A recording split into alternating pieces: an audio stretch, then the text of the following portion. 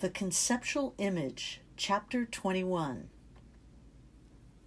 This chapter covers the emergence of conceptual illustration, which became a significant design approach in Poland, the United States, Germany, and Cuba during the second half of the 20th century. The conceptual image dealt with the design of the entire space, including integration of word and image, and conveyed not merely narrative information, but ideas and concepts. During the exploding information culture of the second half of the 20th century, the graphic artist had the entire history of visual arts from which to draw inspiration. The decades after World War II saw the development of the conceptual image in graphic design. Now, our book begins in the 50s and goes up to the early 80s, but this style is still quite popular today. As photography and video took over the role of documentation, graphic illustration became more expressive, more symbolic. During this period, graphic artists created more personal images and pioneered individual styles and techniques, really just blurring the boundaries between fine arts and public visual communication. The style characteristics for the conceptual image are narrative information communicated with ideas and concepts, the familiar in an unfamiliar setting, scale changes, substitution, visual puns, and play. An Italian graphic designer, Armando Testa, was an abstract painter until 1946, when he started a graphic design studio in Turin. This ad campaign had an international impact on graphic design thinking. What he did was that he borrowed from the vocabulary of surrealism and combined the image of a tiger with the strength of the bull elephant. In other words, he put the familiar in an unfamiliar setting and juxtaposed two unrelated objects to send a conceptual message. The poster was an important form of communication in Poland and really a source of national pride that received international attention during the 1950s. Tadeusz Trepkowski was the first poster artist from Poland to emerge after World War II. His famous 1953 anti-war poster demonstrates his approach of distilling content to the simplest statement.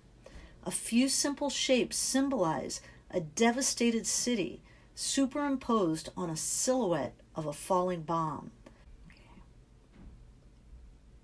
After Trepkowski's early death, Henryk Tomaszewski, a professor at the Warsaw Academy of Fine Arts, became the spiritual head of Polish graphic design. His posters were composed of bits of torn and cut paper, then printed by the silkscreen process. Typical of this casual collage approach is this film poster. The light-hearted approach was followed by a tendency toward the metaphysical and surrealism, as evidenced in. Here we see Cislowicz's poster that is closely associated with the Polish avant-garde theater. He took the poster, a public art form, and transformed it into a metaphysical medium to express profound ideas that would be difficult to articulate verbally. His techniques included enlarging collage, montage, and halftone images to a scale that turns the dots into a texture, and then setting up an interplay between the two levels of information, the image and the dots that create it. Here, collage elements are superimposed on the word cirque and a clown on a high-contrast photograph of an elephant. Others who evolved the Polish poster and arrived at unique personal visions include Jan Lenica, who pushed the collage style toward a more menacing and surreal communication, and also worked on experimental animated films. As a result of government censorship during the social unrest of the 1980s, Polish posters frequently addressed universal concerns and international issues. For example, there's a famous poster by Marian Nowinski, and it shows the image of a book bearing the name of the Chilean poet Pablo Neruda, and it's held shut by large metal spikes. That poster lamented censorship and the suppression of ideas everywhere, not just Neruda's work. Here's another example by Lenica for the Warsaw Biennale. Meandering arabesques metamorphosize into a winged being. Jerzy Fleisak created this cinema poster with bright colors and informal shapes to convey the delightful resonance of the typical 50s Polish poster. He worked in a simplified, colorful collage style. Starowiejsk, one of the first graphic designers to incorporate the metaphysical and surrealism into Polish posters, represented a darker, more somber side of the national character. This may have represented either a reaction to the social constraints of the dictatorial regime or despair and yearning for the autonomy that has so often been denied the Polish nation during its long history. Here the cube is drawn in perspective, transforming the flat page into deep space, forcing the strange, complex object above it to float. Here we see Jerzy Janowicz's Solidarity logo. This logo was wildly popular in the 80s, and when I was in art school, many people had t-shirts with this logotype on it. Here, crude letter forms evoke street graffiti, and the crowded letter forms are a metaphor for the people marching in the streets of Poland, which I represent here on the right. American graphic designer Milton Glaser, his designs include the I Love New York logo, the psychedelic Bob Dylan poster, and logos for DC Comics and the Brooklyn Brewery logo. In '54, he co-founded Pushpin Studios, co-founded New York Magazine, and established Milton Glaser Inc. in 1974.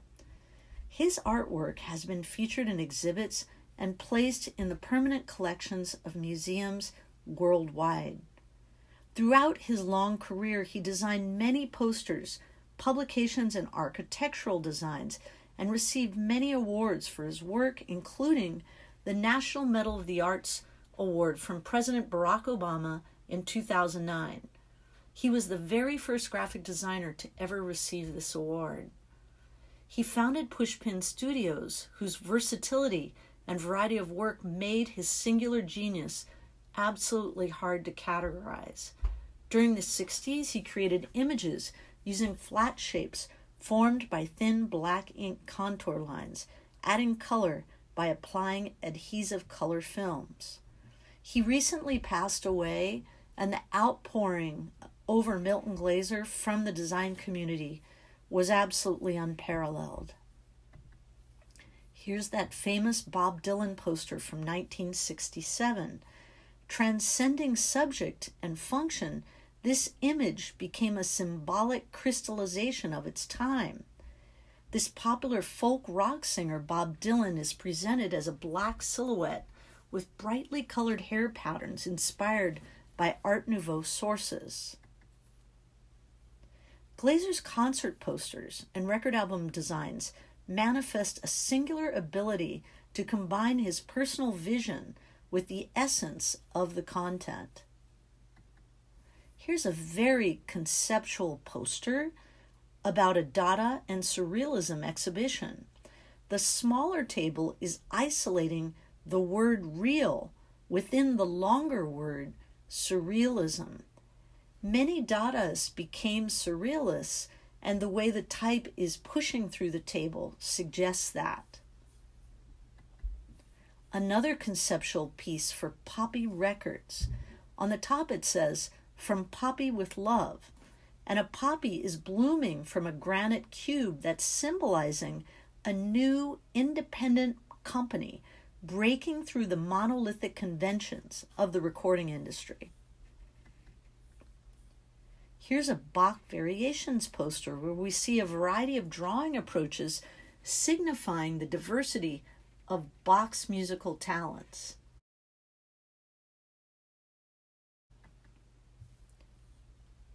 Here's Milton's Art Is poster from 1996. Visual and verbal meanings are explored by manifesting a hat as a photograph, a shadow, a word, a pictograph, and a written definition. His partner in crime at Pushpin Studios was Seymour Quast. His vision is really personal, yet communicates on a universal level.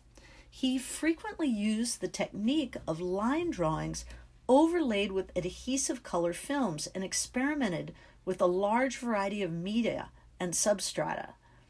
In his work, we see echoes of children's art, primitive art, folk art, expressionist woodcuts, and even comic books. All of these appear in his imaginative reinventions of the world. Quast's color is frontal and intense. Here we see a conceptual poster about the bombing of Hanoi and a mundane popular ad slogan at the time. In Bad Breath was a popular commercial for Scope mouthwash. And here he shows Uncle Sam with bad breath given the bombing of Hanoi. It's an anti-war poster. Here, Quast artfully plays with scale by putting the familiar in an unfamiliar setting. A shoe and a cigar and a pair of dentures become part of the landscape. Seymour shows his knowledge of Victorian, Art Nouveau, optic art, and Art Deco letter forms in a playful way. He created many wonderful display typeface designs. Now, Pushpin Studios spawned a number of young graphic designers and illustrators who worked there for various periods of time. This included Barry Zaid, who became a force in revivalism and historicism, especially Art Deco, that was prevalent in design during this period, and James McMullen, who restored watercolor as a means of graphic expression and made fluid lettering an important part of his images. Paul Davies, who drew inspiration from primitive colonial American art and approached integration of word and image in a painterly manner. McMullen achieved prominence during the 1960s with energetic ink line and watercolor illustrations that were often combined with multiple images, and significant changes in spatial depth, image size, and scale, as well as fluid lettering, made them stand out. Look at this terrific example of the conceptual image by Lou Danziger. It's for American paintings from the Met Museum. And again, we see a very clever but simple solution where the American flag is transposed on the brush bristles. Paul Rand appears again with the conceptual piece from 1949, right on the brink of the movement. And here he's making modern art as accessible as a meal. Notice that the plate becomes the palette, and the spoon is like a paintbrush. Woody Pirtle is one of the many major Texas designers who worked for Stan Richards during their formative years, and his work really epitomizes the originality of Texas graphics. Here we see his logo for Mr. and Mrs. Aubrey Hare. It's got an unexpected wit. Do you see the word hair there in the middle of the logo? That's a conceptual logo. And here on the right, we see a very clever image he crafted for Amnesty International about the subject of gun trafficking. Notice how all the arrows make up the shape of the gun. Here's Pirtle's hot seat poster for Knoll Furniture. He ironically combines the clean Helvetica type and generous white space of modernism with regional iconography. On the right, we see a piece that he did, Stop the Plant, and in the smoke, we see Again, the familiar in an unfamiliar setting, the skull appearing. The poster craze in the U.S. during the 60s was a grassroots affair, fostered by the social upheavals of the decade. This included the civil rights movement, public protests against the Vietnam War, the beginnings of the women's liberation movement, and a search for alternative lifestyles. The posters from the late 60s hippie subculture, centered in the Haight-Ashbury section of San Francisco, were referred to as psychedelic posters because they were related to anti-establishment values, to rock music and psychedelic drugs. Robert Wesley Wes Wilson was the major innovator of that psychedelic style. Other prominent members of this movement were the designers at Kelly Mouse Studios and Victor Moscoso, the only major designer with formal training. Design influences included the flowing, sinuous curves of Art Nouveau, particularly the letter forms of Alfred Roller, intense optical color vibration of op art, and the recycling of images from popular culture or manipulation of images, such as reducing continuous tone images to high contrast black and white, which were prevalent in pop art. In this hand-designed type, you see the relationship to the typography of the Vienna Secession as well. The primary clients of artists in this movement were promoters of rock and roll concerts and dances. The experience at these events, which included loud music and light shows, manifested itself graphically in swirling forms and warped and bent lettering that bordered on illegibility, such as Wilson's Grateful Dead poster.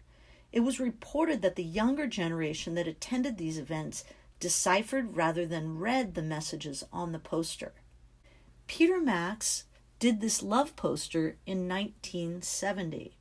This is one of his most famous images, and here he combines the fluid organic line of Art Nouveau with the bold, hard contour of the comic book and pop art. In his finest work, Max experimented with images and printing techniques. His posters and merchandise, from mugs and t-shirts to clocks, offered a more palatable version of psychedelic art and found a mass audience among young people all across America. In the late 20th century, David Lance Goines continued to develop his poster style while he printed and published books at St. Hieronymus Press, formerly the Berkeley Free Press, which he had bought in 1971. He combined offset lithography and graphic design as a medium for personal expression and public communications. His work proves that even in the late 20th century era of over-specialization, it's possible for individual artists and craftsmen to define a personal direction and operate as independent creative forces with total control of the work. He studied and wrote a book on calligraphy. He owned the press in Berkeley, where he designed, illustrated, and hand-lettered posters. He made the negatives and the plates. He operated the press to print the edition. Symmetrical composition, simplified line drawing, quiet planes of flat color, and subtle stripes rimming the contours of his forms are characteristic of his poster designs. Now we move to Germany and the very striking work of Gunter Rambo. Here we see his poster for Othello in 1978. The pathos of the play is expressed by an image within an image. We see a tattered poster hanging on a wire fence in front of a really bleak apartment complex. This is a terrific conceptual image. It's called South African Roulette. It's about apartheid, and we see a bandaged hand and the blood stain, which is in the shape of Africa, conveying the pathos of suffering and revolution going on at the time. In emerging countries of Latin America, Asia, and Africa, the poster became a major vehicle for challenging authority and expressing dissent. The artists and advocates who created these posters tackled political and social issues with the intent of motivating people to take one side of a political or social struggle. Leading Cuban graphic designers include Raul Martinez, who creates illustrative designs such as his 1970 poster honoring the Cuban people, and Felix Beltran, who is art director for the Commission for Revolutionary Action, designed posters to promote commemorative days and past leaders in an effort to maintain public consciousness of the Cuban Revolution. Important inspirations for Cuban graphic designers have included pop art and the psychedelic poster. The icon, ideograph, and telegraphic message are more effective in developing countries, such as the symbol of Che Guevara, which has come to represent struggle against oppression throughout the Third World. Here's another look at some additional Cuban posters.